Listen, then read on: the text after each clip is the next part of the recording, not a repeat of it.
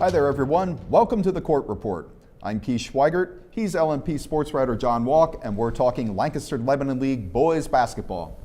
John, catch us up on some of last week's interesting developments. What games stood out to you the most? Yeah, this Lancaster-Lebanon League as a whole is really shaping up to be a lot of fun after everything that went down last week. I'll start up in Section 1. We had Hempfield beat McCaskey on Friday, so we entered this week with Cedar Crest and McCaskey tied atop the Section 1 standings, trailed by a game with Hempfield sitting back behind them. In Section 2, Elizabethtown pulled the upset on Tuesday against Lebanon, and thanks to a pair of forfeits by Manheim Township in December over Conestoga Valley and Garden Spot. So CV and Garden Spot gain a win, they lose a loss. As a result, we enter this week. Lebanon still top the Section 1 standings, but they do have a loss.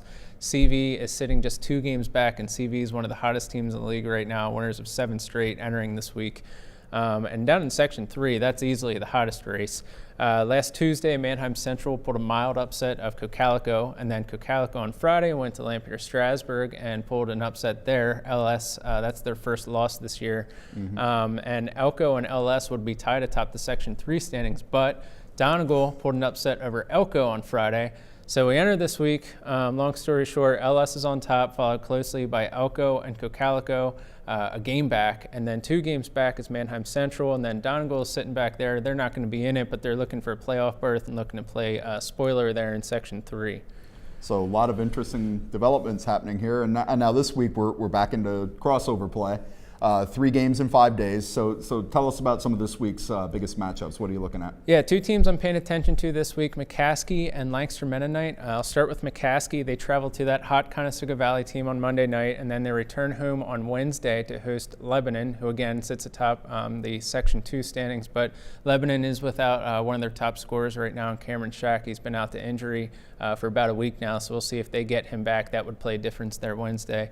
And then Lancaster Mennonite, I haven't talked about them in a little bit, but I'm really paying attention to them this week and next. They enter a brutal 4-game stretch here. This week they face the top 3 teams from Section 3 in LS, Cocalico, and Elko. So they could either be, a top, they could muddy up the Section 3 picture this week, or by the end of this week, Mennonite could possibly lose all those games, and then Lancaster Catholic would be all alone in Section 4. We enter this week with Lancaster Catholic and Lancaster Mennonite tied for first atop the Section 4 standing. So Mennonite enters a brutal stretch here. If they make it through this stretch this week, they do face Lancaster Catholic next Tuesday. So it depends on how Mennonite does to see how next Tuesday's game shapes up in the Section 4 standings as well. Boy, that's quite a run of games. It sounds like a lot of great games on tap. So thank you, John, and thank you for joining us. Be sure to follow along on Facebook and Twitter for more on Lancaster-Lebanon League hoops, and we'll see you next time.